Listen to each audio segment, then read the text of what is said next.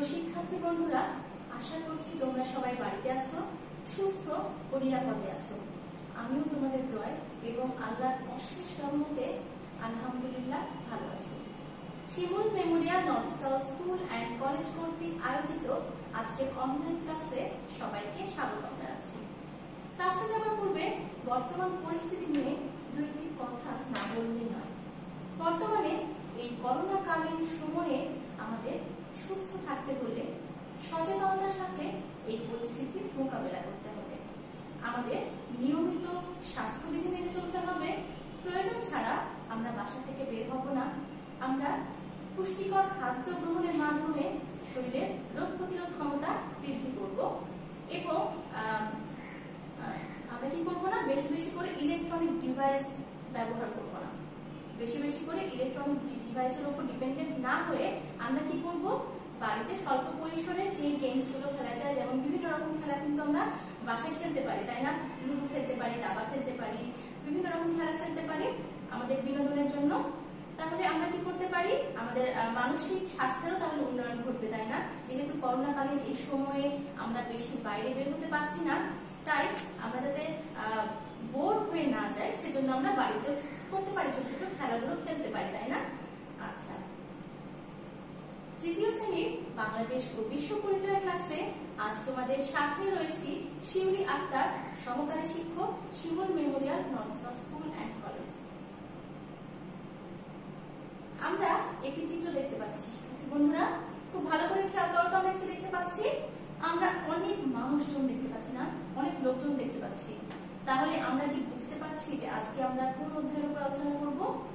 আমার মনে হয় ইতিমধ্যেই তোমরা ধারণা করতে পারছো, আজ আমরা বাংলাদেশের জনসংখ্যা এই অধ্যায়ের উপর আলোচনা করব।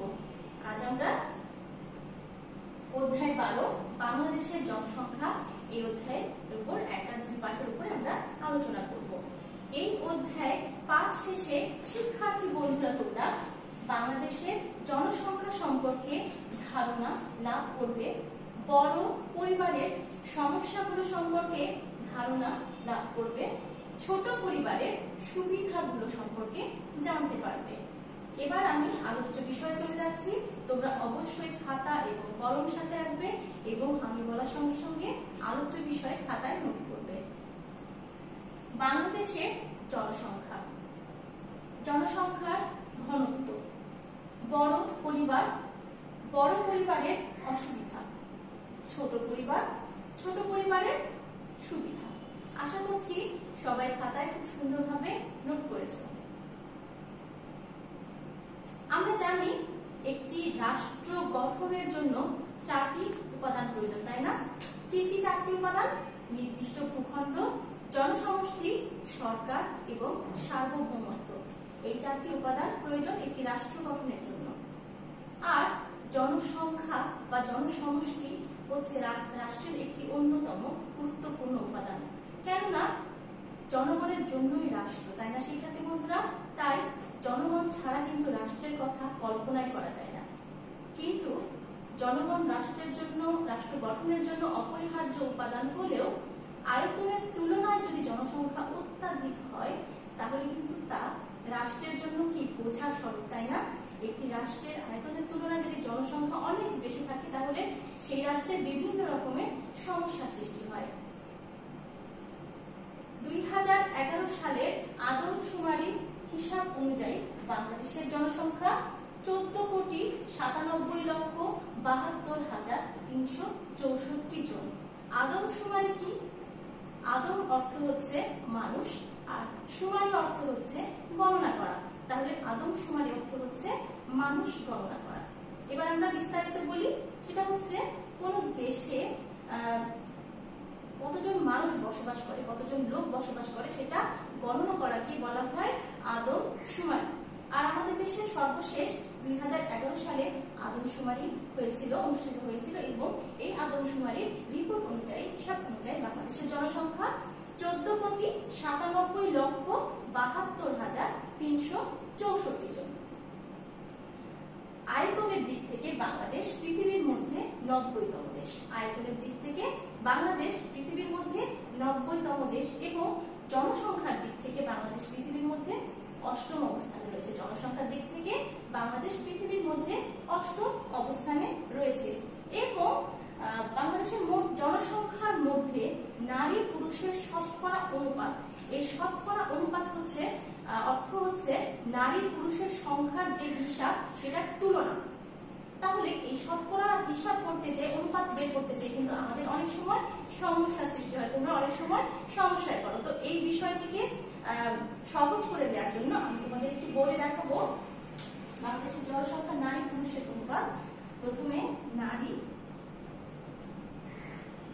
অনুপাত পুরুষ, নারী অনুপাত পুরুষ। তাহলে প্রথমে আমাদেরকে কি করতে হবে, নারীর অনুপাত বের করতে হবে, তাই না? নারীর অনুপাত কত? 49.99। দশমিকের পরে কিন্তু পূর্ণ সংখ্যা হয় না, সেই জন্য আমি 99 না বলে কি বললাম, 99, তাই না? তাহলে 49.99 অনুপাত পুরুষের কত? 50.01। তাহলে এই যে নারী অনুপাত পুরুষ কিভাবে বের করব? প্রথমে নারীর অনুপাতটা লিখব, 49.99 অনুপাত পুরুষ 50.01। যদি আমরা কি করি, নারী পুরুষের অনুপাত এইভাবে লিখি, যদি পুরুষটাকে আগে দিয়ে দিই নারী, তাহলে কিন্তু ভুল হয়ে যাবে, তাই না? প্রথমে নারীর অনুপাত দিতে হবে, তারপরে পুরুষের অনুপাত দিতে হবে।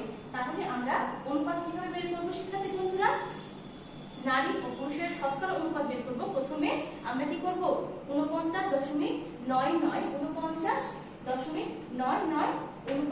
50.01। প্রথমে নারীর অনুপাত, তারপর পুরুষের অনুপাত। আশা করছি তোমরা বিষয়টি খুব ভালো করে বুঝতে পেরেছো।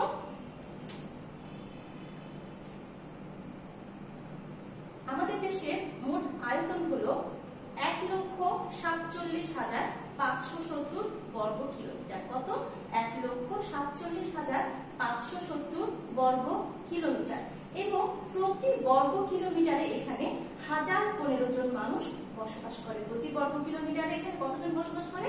1015 জন মানুষ বসবাস করে। আর একেই বলা হয় জনসংখ্যার ঘনত্ব। অর্থাৎ প্রতি বর্গ কিলোমিটারে যতজন লোক বসবাস করে, একটি দেশে প্রতি বর্গ কিলোমিটারে যতজন লোক বসবাস করে তাকে বলা হয় জনসংখ্যার ঘনত্ব। আর এই জনসংখ্যার ঘনত্বের দিক থেকে বাংলাদেশের অবস্থান হচ্ছে বিশ্বের 11তম।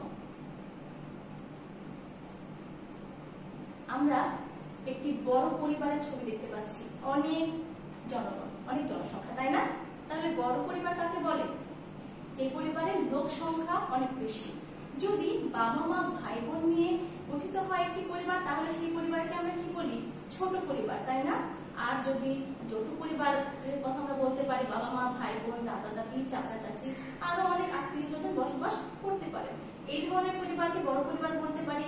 তাছাড়া কোন পরিবারে হয়তো ভাই বোন অনেক বেশি থাকে, 10-12 জন বা 15-20 জন সদস্য থাকতে পারে, এই যে আমরা একটা বড় পরিবারের কিন্তু ছবি দেখতে পাচ্ছি। তাহলে কোন পরিবারের লোক সংখ্যা যদি বেশি হয়, এই ধরনের বড় পরিবারে কিন্তু সবার প্রয়োজন মেটানো সম্ভব হয় না, তাই না? সবার প্রয়োজন মেটানো সম্ভব হয় না, বিভিন্ন রকমের সমস্যা তৈরি হয়। প্রথমত আমাদের মৌলিক অধিকার হচ্ছে 6টি, তাই না? খাদ্য, বস্ত্র, বাসস্থান, শিক্ষা, চিকিৎসা, এই সব কিছু কিন্তু আমাদের মৌলিক অধিকার। যখন পরিবার বড় হয়, পরিবারের লোক সংখ্যা বেশি হয়, আর যদি উপার্জনক্ষম ব্যক্তি একজন হয়, তাহলে চিন্তা করো সেই পরিবারে কিন্তু অর্থনৈতিক সমস্যা দেখা দেবে, তাই না? সাপোজ কোনো পরিবারে যদি একজন উপার্জনক্ষম ব্যক্তি হয় আর পরিবারের লোক সংখ্যা যদি 10 থেকে 12 জন হয়, তাহলে ওই একজন ব্যক্তির পক্ষে কিন্তু 10-12 জনের ব্যয়ভার বহন করাটা কঠিন হয়ে যায়, তাই না? তাহলে কি হয়? প্রথমেই দেখা যাচ্ছে খাদ্যের সমস্যা হয়। আর কি হয়? সবাই কিন্তু পুষ্টিকর খাবার পায় না, যার জন্য কি হয়? অপুষ্টিতে ভোগে। এরপর কি? বস্ত্র। বড় পরিবারে কিন্তু সবাই প্রয়োজনীয় পোশাক পায় না, পোশাকের অভাবে দেখা যাচ্ছে বিভিন্ন সমস্যায় তাদেরকে পড়তে হয়। তাহলে বড় পরিবারে যেমন খাদ্যের অভাব দেখা দেয়, তেমনি প্রয়োজনীয় পোশাকের অভাব দেখা দেয়। এবং অনেকেই কিন্তু সন্তানকে বিদ্যালয়ে পাঠাতে পারে না। দেখা যাচ্ছে যেখানে খাওয়ার সমস্যা, খাদ্যের সমস্যা, বস্ত্রের সমস্যা, প্রয়োজনীয় মৌলিক চাহিদাগুলো পূরণ হচ্ছে না, সেখানে বিদ্যালয়ে পাঠানোর বিষয়টা তাদের কাছে অনেক অনেক সমস্যার বিষয় তারা মনে করে, বিদ্যালয়ে পাঠাতে তারা সমস্যায় পড়ে। তো যাই হোক, এবং চিকিৎসা সেবা পাওয়া যায় না। বড় পরিবারে যেহেতু আর্থিক সমস্যা থাকে, তাই সবাইকে সঠিকভাবে কিন্তু অসুস্থ হলে চিকিৎসা সেবা তারা পায় না, এ থেকে তারা বঞ্চিত হয়। বড় পরিবারে থাকার জায়গার সমস্যা হয়, যার কারণে বিশ্রামের জায়গাটা পর্যাপ্ত পরিমাণে পায় না। তাছাড়া বড় পরিবারে কিন্তু বিভিন্ন ভাবে ময়লা আবর্জনা হয়, যার কারণে পরিবেশ কিন্তু দূষিত হয়। আমরা এখানে দেখতে পাচ্ছি খাদ্যের অভাবে শিশুদেরকে দেখতে পাচ্ছি আমরা, খাদ্যের অভাব, এখানে প্রয়োজনীয় পোশাকের অভাব দেখতে পাচ্ছি আমরা, বস্ত্রের অভাব। এই যে শহরে থাকার জায়গা হচ্ছে না, গ্রাম থেকে কাজের জন্য মানুষ শহরে চলে আসছে, থাকার জায়গা হচ্ছে না, শহরে কি হচ্ছে, বস্তি তৈরি হচ্ছে যত্রতত্র, তাই না? যেখানে সেখানে বস্তি তৈরি হচ্ছে, যার কারণে কিন্তু আবার অপরাধ কর্ম কিন্তু দিন দিন বেড়ে চলেছে। যেহেতু বাবা মা বিদ্যালয়ে পাঠাতে পারছে না, পরিবারকে অর্থনৈতিক ভাবে তাদের সাহায্যের জন্য কি করছে, শিশুটিকে কাজে পাঠাতে হচ্ছে। বাবা মা কি করছে, শিশুটিকে বিদ্যালয়ে না পাঠিয়ে অর্থনৈতিক ভাবে স্বাবলম্বী হওয়ার জন্য তাদেরকে আয়মূলক কাজে তাদেরকে নিয়োজিত করছে, যার কারণে শিশুটিকে পাঠানো সম্ভব হচ্ছে না, তাদেরকে বিভিন্ন কাজে নিয়োগ করা হচ্ছে। এ থেকে কিন্তু শিশু শ্রমের বিষয়টিও উঠে আসছে, যা কিনা এটা একটা ভয়ঙ্কর সমস্যা। এই যে অর্থের অভাবে সবাই সঠিকভাবে চিকিৎসা পাচ্ছে না, তাছাড়া একটি দেশে যখন অতিরিক্ত জনসংখ্যা হচ্ছে, আমরা কিন্তু দেখতে পাচ্ছি বিভিন্ন জায়গাতে চিকিৎসা কেন্দ্রগুলোতেও আমরা দেখতে পাচ্ছি জনবহুল অবস্থা। এখানে আমি একটি সরকারি হাসপাতালের চিত্র দেখাচ্ছি, যেখানে কিন্তু বেডে কিন্তু অনেকেই জায়গা পায়নি, যার কারণে এখানে বারান্দাতে দেখো বেড পড়ে আছে। তো চিকিৎসা ক্ষেত্রে কিন্তু বিপুল রকমের সমস্যা দেখা দিচ্ছে।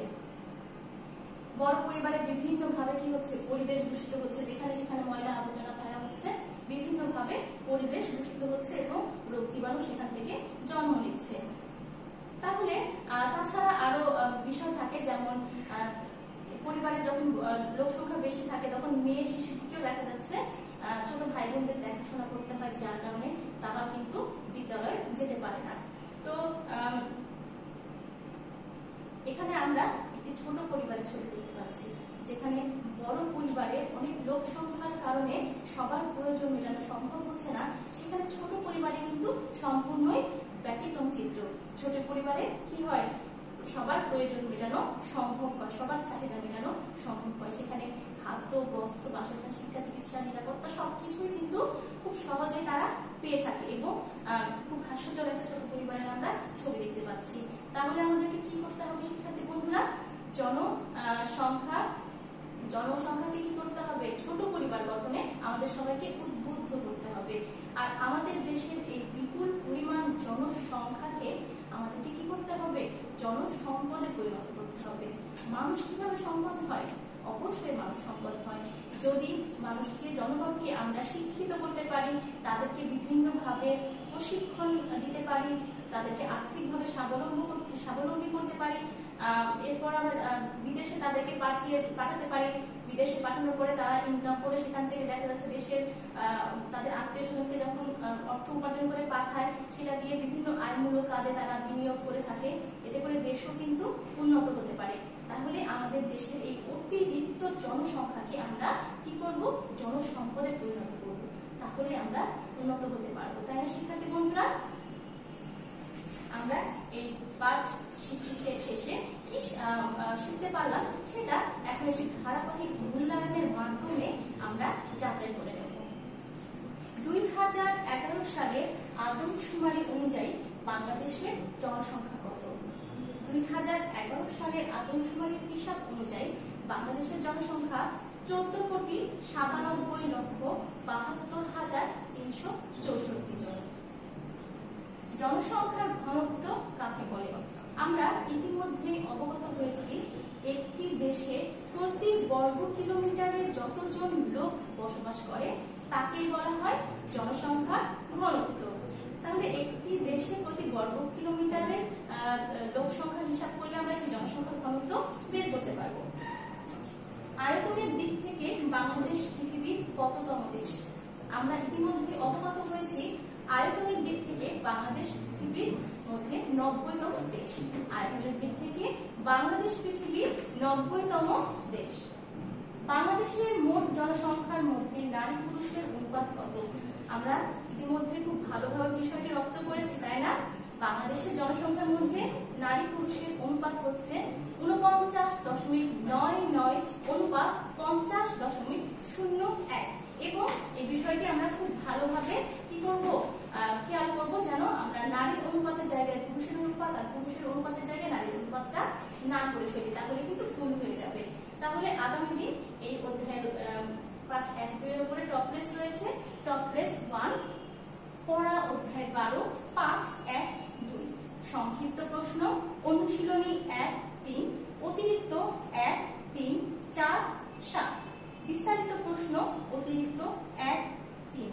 আশা করছি তোমরা বাসায় খুব ভালোভাবে চর্চা করবে এবং সামনে যেহেতু শীতকাল আসছে, সিজন চেঞ্জ হচ্ছে, সবাই খুব সতর্ক থাকবে, ঠান্ডা খাবার খাবে না, যাতে সর্দি কাশি না লাগে সেই বিষয়টাতে খেয়াল করতে হবে। সবাই খুব ভালো থাকবে, সুস্থ থাকবে, সবার সুন্দর জীবন কামনা এবং আগামী ক্লাস দেখার